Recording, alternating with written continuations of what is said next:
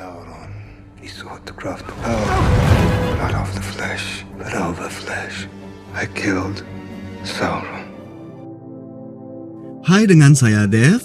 Selamat datang di episode terakhir dari series The Ring of Power Season 1 yang akan mengungkap identitas Sauron dan rencana jahatnya dalam memenuhi ambisinya untuk menguasai dunia. Adegan dibuka dengan pria besar yang sedang menyusuri hutan menuju ke rimba Greenwood untuk mencari pemukiman makhluk besar yang mungkin bisa membantunya untuk menemukan rasi bintang. Pria besar hanya berbekal sebuah apel yang diberikan oleh Nori. Tak lama ia dikejutkan oleh seseorang di dekatnya yang sedang memperhatikannya. Orang itu pergi. Pria besar mencoba mengikutinya, tapi ia terpleset sehingga menjatuhkan apel yang menggelinding lalu diambil oleh orang itu. Pria besar terus mengikutinya sampai sosok itu berhenti dan menampakkan dirinya sebagai Nori, tapi mata anehnya jelas menegaskan kalau ia bukanlah Nori. Ya, sosok itu adalah pemimpin dari wanita misterius yang dikenal sebagai The Dweller. Ia mengembalikan buah apel itu kepada pria besar. Tak lama dua wanita lainnya bergabung memberikan penghormatan dan menyampaikan maksud kedatangan mereka adalah untuk melayani pria besar yang mereka panggil sebagai Lord Sauron.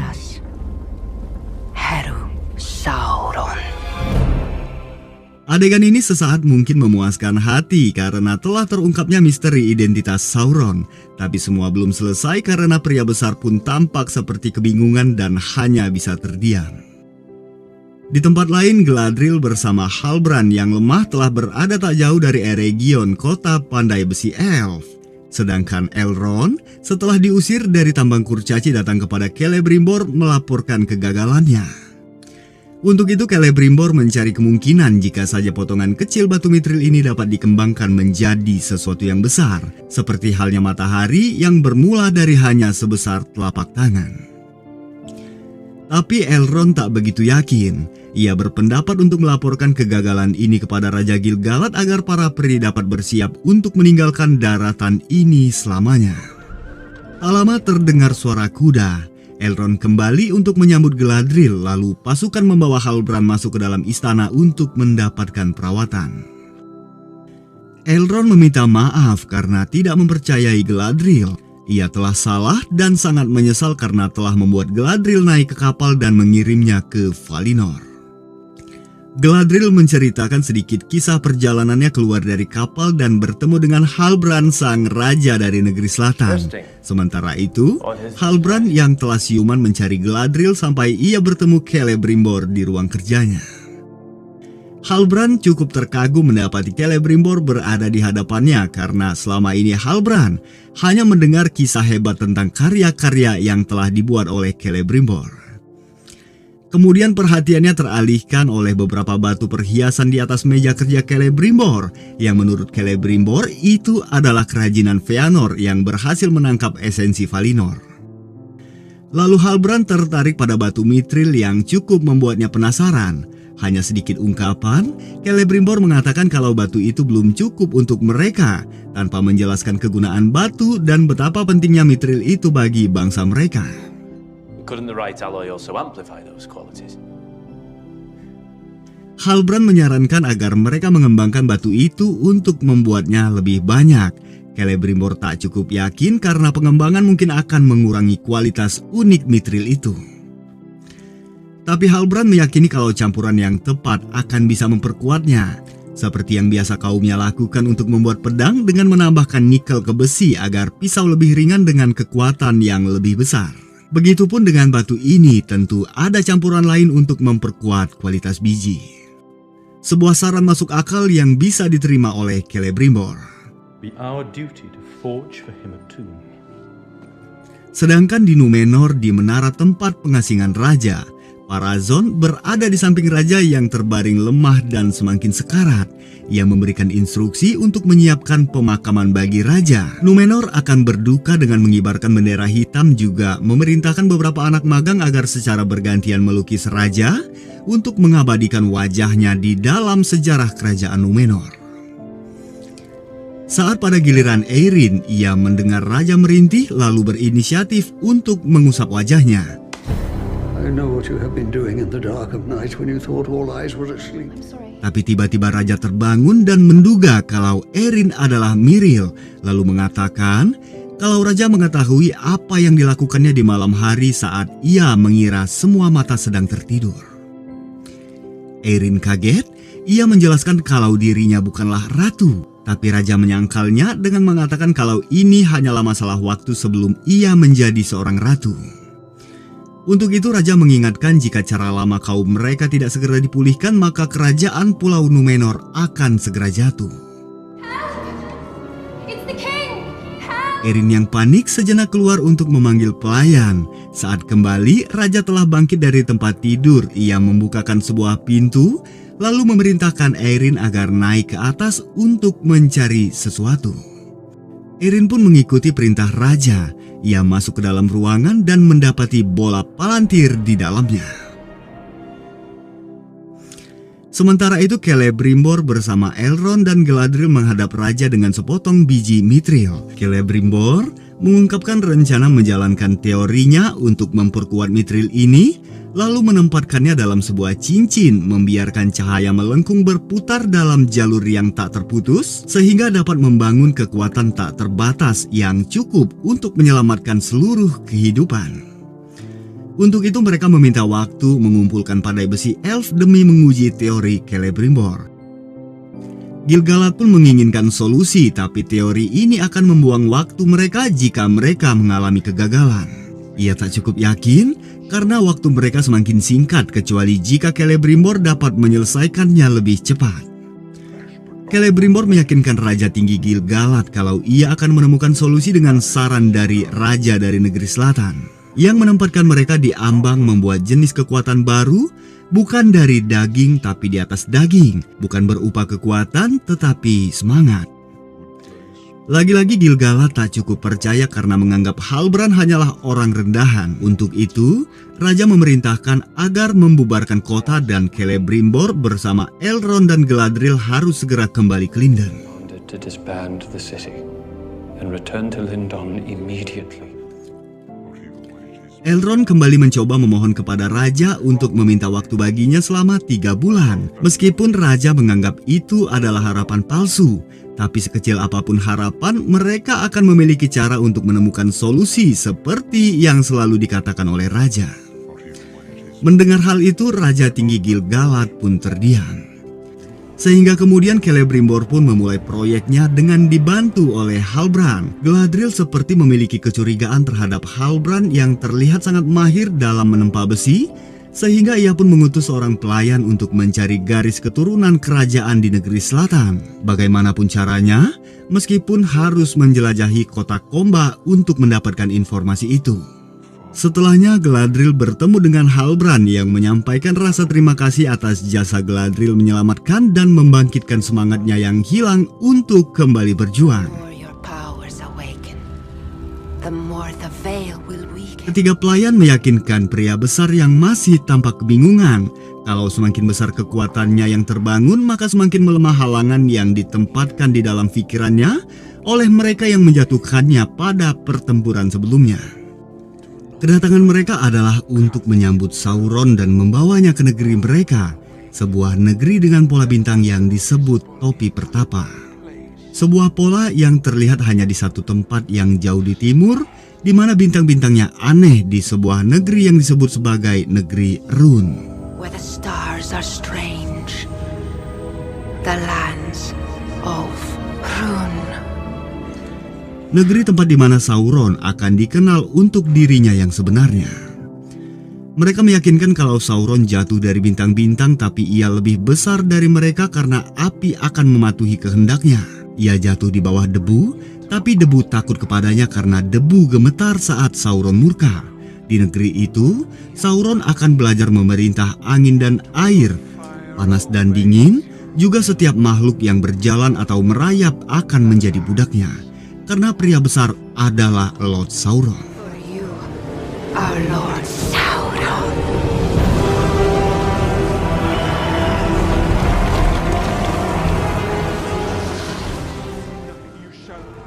Pria besar pun bangkit seketika angin berhembus kencang tak terkendali sehingga pelayannya harus menghentikannya.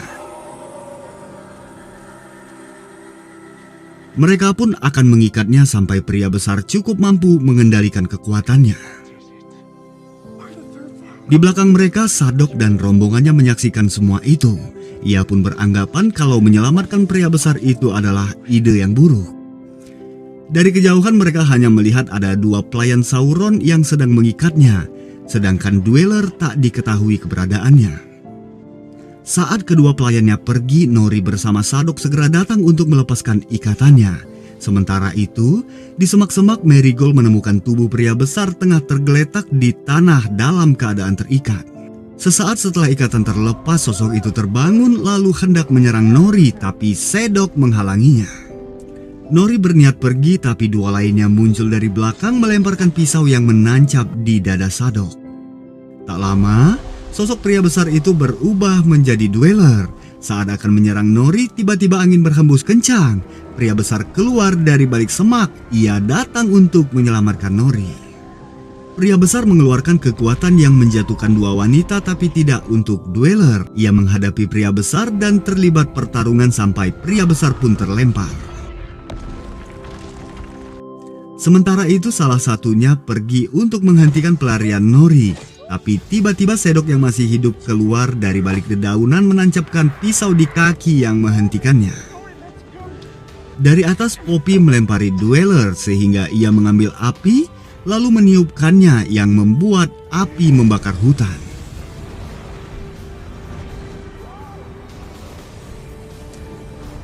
Dalam kabur pandangannya, Nori datang kepada pria besar memberikan tongkat Dweller untuk membantunya berdiri karena Nori membutuhkannya.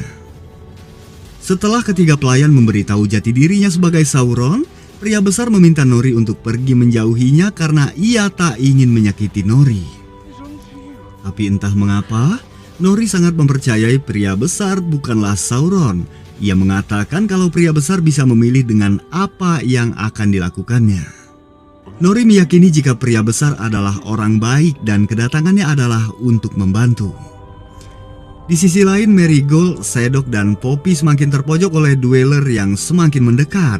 Pria besar mengambil tongkat, kemudian saat Dweller akan meniupkan api, tiba-tiba api di tangannya padam, juga kebakaran hutan pun perlahan padam.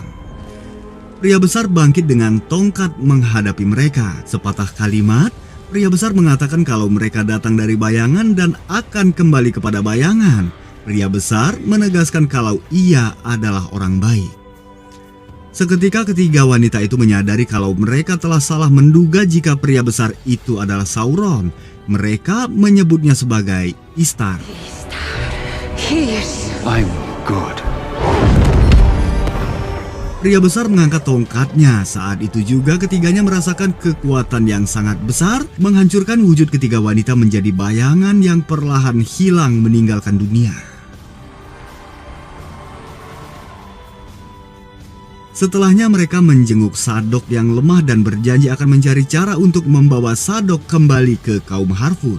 Sadok mengatakan mungkin ia akan keluar dari jalur. Ia meminta sedikit waktu untuk beristirahat menikmati momen saat matahari terbit. Adegan berpindah ke kapal perang Númenor, memperlihatkan Ratu Miril yang sedang melatih instingnya dalam kebutaan. Elendil datang kepadanya meyakinkan Ratu kalau ia ada untuk menjaga sang Ratu. Setelah semua yang terjadi, Miril menduga kalau Elendil tak akan lagi bersedia untuk pergi ke dunia tengah. Tapi Elendil membantah dengan mengatakan kalau ia memiliki keyakinan sejak menyelamatkan Galadriel dari lautan dan membawanya kepada Ratu Miril. Captain, Númenor is in sight. Tak lama pengawal mengumumkan kalau mereka telah berada tak jauh lagi dari Númenor. Di atas kapalnya, Elendil melihat banyak bendera hitam telah terbentang di kapal-kapal nelayan mereka. Sedangkan Parazon sedang berada di menara bersama raja yang masih terbaring di tempat tidurnya. Kembali ke Eregion, Celebrimbor kesulitan untuk menggabungkan beberapa bahan dengan biji mithril. Ia telah menekan biji itu dengan kekuatan penuh tetapi tetap tidak berhasil. Tak lama Halbrand tiba mengatakan jika mungkin saja itu adalah masalahnya. Mereka harus mencoba dengan cara yang lebih halus seperti merayu biji agar bisa terpadu. Pelayan suruhan Galadriel datang dan membawakan data silsilah Raja Negeri Selatan yang diminta oleh Galadriel sebelumnya. Di perairan Glanduin, Galadriel membuka surat itu dan mendapati sebuah fakta. Tak lama, Halbrand datang mengabarkan kalau Celebrimbor hampir menyelesaikan pekerjaannya. Dengan penuh kecurigaan, Galadriel menanyakan tentang siapa jati diri Halbrand sebenarnya, karena garis keturunan raja di negeri selatan telah putus sejak lebih dari 1000 tahun yang lalu. Halbrand mencoba berkilah dengan mengatakan kalau ia sebelumnya telah mengakui jika ia sebenarnya bukanlah raja. Lambang itu ditemukannya dari tubuh seorang prajurit. Kembali Galadriel menanyakan siapa nama asli Halbrand. Saat itu Halbrand mengatakan kalau dirinya telah ada sejak sebelum pecahnya peperangan pertama dan ia memiliki banyak nama dan selalu berganti-ganti. Seketika Galadriel menyadari kalau Halbrand sebenarnya adalah Sauron, tapi Galadriel tak cukup kuat untuk melawan. Sauron membawanya masuk ke dalam ilusi, membawanya ke masa lalu bertemu dengan kakaknya Finrod di Valinor. Melihat pisaunya masih dipegang Galadriel, Finrod merasa bangga terhadapnya, tapi ia meyakinkan Galadriel kalau ia tak pernah bersumpah untuk mengejar Sauron, karena menurutnya Sauron mencari kekuatan bukan untuk menghancurkan dunia tengah, melainkan untuk memperbaikinya. Sauron menginginkan kedamaian seperti dirinya yang selalu memperjuangkan kedamaian. Galadriel tak lantas percaya. Ia menduga jika ini adalah fitnah yang dibuat oleh Sauron untuk melemahkan keyakinannya. Karena ia tahu bahwa Finrod telah tewas dan yang berada di hadapannya itu bukanlah Finrod kakaknya. Kemudian Galadriel dibawa kembali ke tengah lautan bersama Halbrand atau Sauron. Sauron mengatakan kalau setelah kekalahan Morgoth ia merasa sangat bebas dan memiliki penyesalan karena telah membantunya dalam membuat kekacauan. Ia ingin menebus kesalahannya demi sebuah pengampunan dengan memperbaiki apa yang telah dirusaknya. Kemudian ia meminta Galadriel untuk menjadi ratunya dan berada di sisinya dalam memperbaiki dunia tengah. Tapi Sauron tak menyangkal kalau ia pun ingin memerintah dan menguasai dunia tengah. Kemudian Galadriel dibawa masuk ke dalam air laut, kemudian terbangun di perairan Glanduin. Segera ia mengambil pisau dan mengarahkannya kepada Elrond yang ada di hadapannya. Elrond meyakinkan Galadriel dengan mengingatkannya akan kenangan masa lalu mereka, sehingga Galadriel percaya jika ia memanglah Elrond. Kemudian Elrond mengabarkan kalau Celebrimbor hampir menyelesaikan pekerjaannya. Dengan terburu-buru, Galadriel pergi ke tempat kerjanya karena proyek ini dikerjakan atas campur tangan Sauron.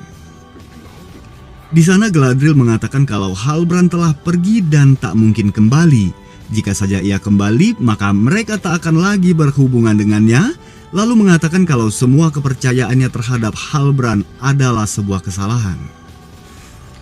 Mengingat proyek ini merupakan ide dari Halbrand, tentu saja Galadriel mencurigai niat jahat di baliknya.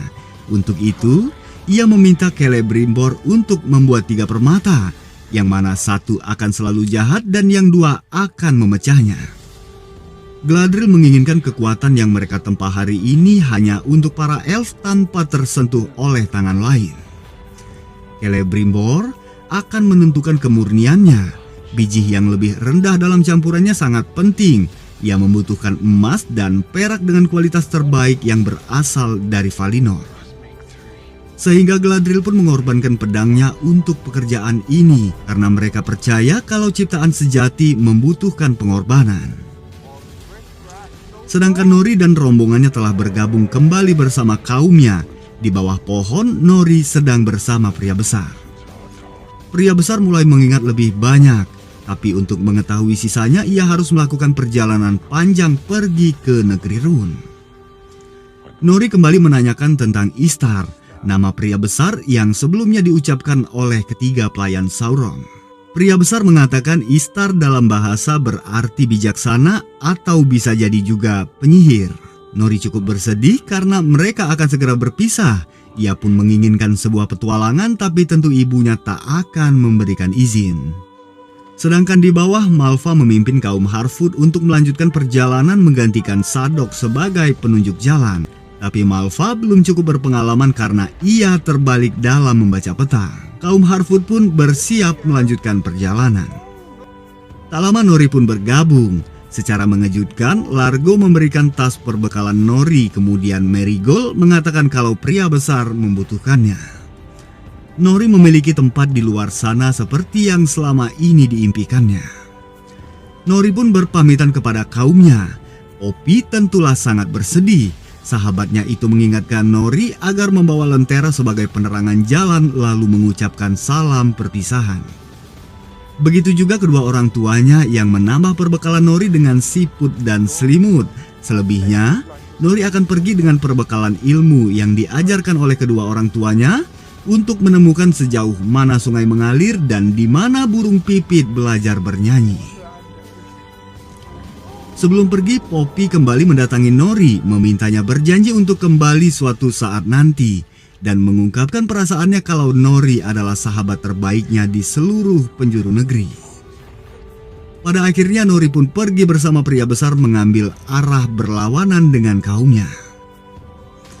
Kembali ke Eregion, Galadriel menyerahkan pedangnya untuk dilelehkan lalu dicampurkan dengan biji mithril demi menempa permata baru yang akan menyelamatkan mereka semua. Elrond yang gelisah pergi ke perairan Glanduin dan menemukan segulung surat silsilah darah kerajaan negeri selatan. Kemudian kembali kepada Celebrimbor yang baru saja menyelesaikan pekerjaannya. Biji mithril dan besi pedang Valinor Galadriel telah ditempa menjadi 3 cincin dengan hiasan 3 permata Feanor. Dari kejauhan, mata Halbrand atau Sauron melihat bagaimana terciptanya cincin itu atas campur tangannya. Lalu ia melanjutkan perjalanan pergi ke wilayah letusan gunung berapi. 3 cincin yang diciptakan untuk raja-raja elf, sedangkan di bawah langit 7 cincin untuk raja-raja kurcaci, 9 untuk manusia fana yang ditakdirkan untuk mati, dan 1 dipegang oleh penguasa kegelapan di singgasananya yang kelam di negeri Mordor tempat bayangan berada. 1 cincin untuk menguasai mereka semua, 1 cincin untuk menemukan, membawa dan mengikat mereka dalam kegelapan di negeri Mordor. Sekian dari saya. Mohon maaf untuk segala kekurangan dan kesalahan dalam hal penyebutan juga kata-kata terucap yang kurang berkenan di hati teman-teman semua. Akhir kata, saya Dev pamit undur diri dan sampai jumpa di alur cerita film selanjutnya.